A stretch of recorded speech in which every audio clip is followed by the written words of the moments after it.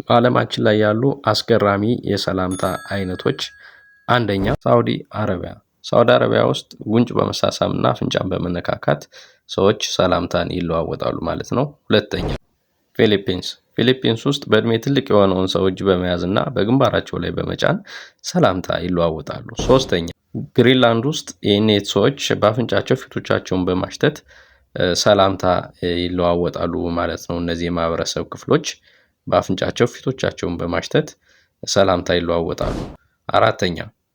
አራተኛ ኒውዚላንድ ውስጥ የማዎሪ ሰዎች አፍንጫቸውን በማነካካትና ጉንጭ ለጉንጭ በመሳሳም ሰላምታ ይለዋወጣሉ ማለት ነው። አምስተኛ ዚምባብዌ ውስጥ በጭብጨባ ነው ሰላምታ የሚለዋወጡት።